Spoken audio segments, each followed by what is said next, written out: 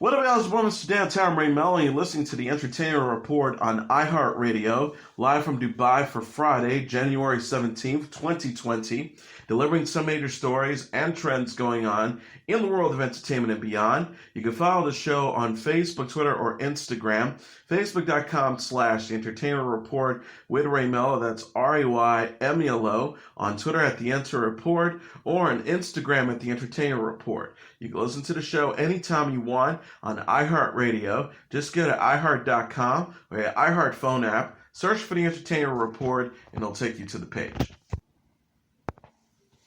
Al Pacino took questions from fans walking on Hollywood Boulevard on Jimmy Kimmel Live.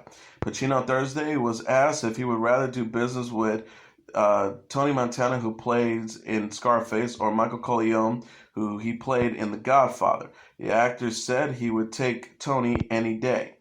The 79-year-old was also asked what Robert De Niro smells like. He says, "I hug him a lot. He always smells fresh." Pacino, when asked who was the best kisser from any of his movies or television shows, mentioned Michelle Pfeiffer, who starred alongside him in Scarface and Frankie and Johnny. The Hollywood icon said before referencing Pfeiffer, "I haven't kissed many. I have to really think about it, but she's the one that comes to mind." Pacino also praised Adam Sandler and said that he wishes he could have kissed a comedian. Pacino said, "I love him. He's turning out to be such a great actor." Pacino will next be seen in Amazon series Hunters, where he portrays a Holocaust survivor who leads a group of Nazi hunters living in New York City in the 1970s. The show premieres on February 21st. Reese Witherspoon will host an upcoming nature show for Quibi. The 43-year-old actress and producer will present and narrate Fierce Queens, a BBC-produced docuseries about female animals. According to the official synopsis, it reads, "Fierce Queens explores the world of phenomenal female animals, the rebel matriarchs, the powerful leaders, and dangerous lovers of the natural world." The show will put a spotlight on hyenas, fireflies, meat rats, humpback whales, and other creatures. Quibi says the series will bring audiences the most dramatic natural history stories from a fresh female perspective. Quibi is a new short-form streaming service set to launch April 6. Other series in the work includes a Legends of the Hidden Temple reboot, a singled-out reboot featuring Keke Palmer, and the animated series The Andy Cohen Diaries featuring Andy Cohen. Witherspoon recently starred on the Apple TV Plus series The Morning Show and the HBO series Big Little Lies. She'll next star in a new Netflix sci-fi film, Pyros, based on the Thomas Pierce short story, Tardy Man. Freddie Prinze Jr. is set to guest star in the pilot for the sequel to the 1980s sitcom Punky Brewster, NBC Universal announced Thursday. The original show stars Sally Moon Fry as the titular teen who was raised by a foster dad. It ran from 1984 to 1988. A press release says Punky is now a single mother of 3 trying to get her life back on track when she meets Izzy, a young girl in the foster system who reminds Punky a lot of her younger self. The show, which will stream on the company's soon-to-launch Peacock service, co-stars Cherry Johnson, Quinn Copeland, Lauren Denise, Oliver De Los Santos, and Noah Cantrell. Prinze Jr. is known for his roles in the Scooby-Doo and I Know What You Did Last Summer film franchise. He also appeared on the TV shows Freddie and Boston Legal. Peacock did not reveal details about who Prinze Jr. will play on Punky Brewster. And winning actor Courtney B. Vance has signed up to star in AMC's court drama 61st Street. The network ordered 2 8-hour seasons of the show, which was penned by Peter Moffat, whose credits include Criminal Justice, The Night of, and Your Honor. The series is being executive produced by Just Mercy actor-producer Michael B. Jordan. Season 1 is his debut in 2021. Sarah Burnett, the president of AMC Network Entertainment Group and AMC Studios, said in a statement Thursday, "We couldn't be more thrilled to have the phenomenal Courtney B. Vance returning to the courtroom for 61st Street. Courtney is the cornerstone of what's sure to be a stellar ensemble for this ambitious and highly entertaining drama. Vance will play a public defender who tries to help a high school athlete arrested in Chicago after he is mistaken for a gang member. The 59-year-old actor previously starred in the TV series Genius, The People vs. O.J. Simpson, American Crime Story, and Flash Forward. He was recently elected president of the SAG-AFTRA Actors Union." The Breaking Bad prequel series Better Call Saul, starring Bob Odenkirk, will return for a sixth and final season in 2021, AMC announced Thursday. Production on the last 13 episodes is to begin later this year. The cable network is planning a two-night season 5 premiere event February 23rd and February 24th. Showrunner Peter Gilbert said in a press release, "From day one of Better Call Saul, my dream was to tell the complete story of our complicated and compromised hero, Jimmy McGill. Now AMC and Sony are making that dream come true. We couldn't be more grateful to the fans and critics who are making this journey possible. Next month, we start work on the sixth and final season. We're going to do our damnedest to stick the landing." The crime drama co-stars Jonathan Banks, Reese Witherspoon, Patrick Fabian, Michael Mando, Tony Dalton, and Giancarlo Esposito.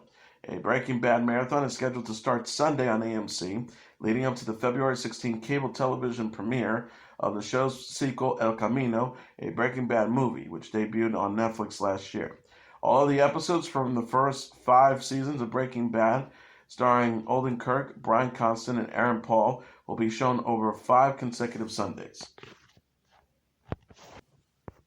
The cast of Schitt's Creek were quizzed on how well they know each other on The Tonight Show starring Jimmy Fallon. Stars Dan Levy, who plays David, Eugene Levy, who plays Johnny, Catherine O'Hara, who plays Maura, and Annie Murphy, who plays Alexis, took part in the trivia game on Thursday, which involved each member putting on noise-canceling headphones as Fallon asked questions about them. The star wearing the headphones was then challenged to come up with the same answers as their castmates.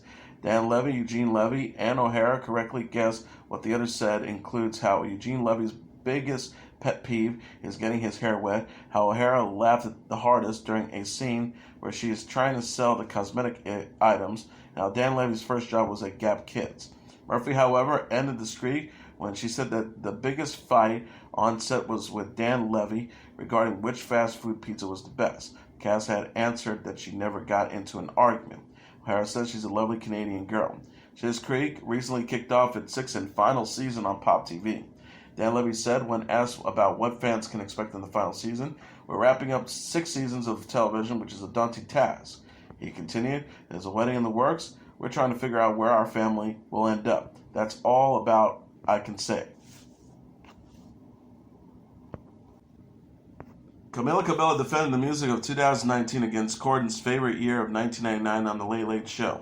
The pair settled their argument by having a riff-off, performing hit songs from both years with the help of the Philharmonic. Cabello performed Old Town Road by Lil Nas X and If I Can't Have You by Shawn Mendes, while Corden sang La Vida Loca by Ricky Martin and Smooth by Santana. Late night hosts eventually admit to defeat and joined Cabello for a rendition of her duet with Mendes, Senorita. Cabello is set to perform at the 62nd Annual Grammy Awards, which will take place on January 26. The Jonas Brothers, Tyler the Creator, Her, Bonnie Raitt, Rosalia, Run DMC, and Charlie Wilson will also be taking the stage. Charlie Heaton, Malin Akerman, Betsy Brent, and J.J. Field have joined the cast of AMC's upcoming 6-part anthology series Soulmates. The group joined previously announced stars Sarah Snook, David Constable, and Sonia Cassidy, among others. Soulmate takes place 15 years into the future when a test can determine who everyone's soulmate is. Each episode will explore a different group of characters as they grapple with the test. Heaton will portray Kurt, who discovers that his soulmate is dead and finds comfort in a church that helps people deal with the loss of their soulmate. Ackerman will appear in the same episode as Martha, who has gone through a number of bad relationships and joins the church. Joe Anderson and Steve McIntosh will also appear alongside Heaton and Ackerman. Brant from Breaking Bad fame in a different episode will star as Caitlin, a pushover who starts to stand up for herself after meeting her soulmate. Field will be featured as Nathan, who has a dark side and shares it with Caitlin. Tom Goodman Hill will also star in the episode. Soulmates is written by Emmy Award winner Will Bridges and Brett Goldstein. Directors include Rick Savage, Marco Cuspentner, Andrea Harkin, and Bridges will serve as a creator and executive producer. Sam Elliott recites the hit song Old Town Road in a teaser for the upcoming Super Bowl ad.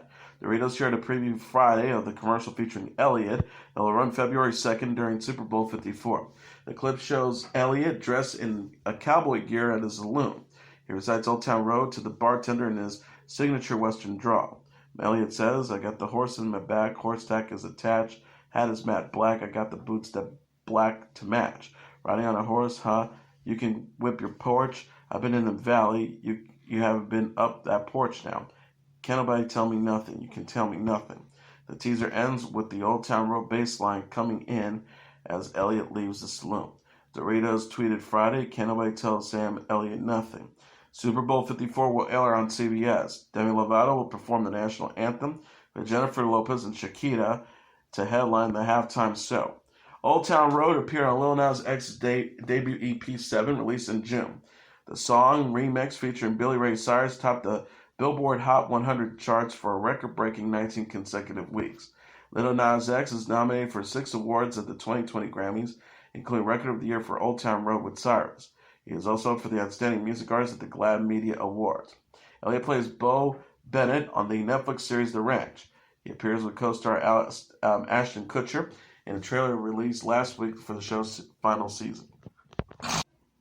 BTS will return to The Late Late Show with James Corden this month. CBS announced in a tweet Friday that BTS will appear on the show's January 28th episode to perform the new single Black Swan. The post reads, thrilled to announce that BTS_tweet returns to the #Late Late Show on January 28th to perform Black Swan. The Late Late Show will mark BTS's first television performance of Black Swan, released Friday. The group shared an art film for the song Friday featuring a performance by the MN Dance Company.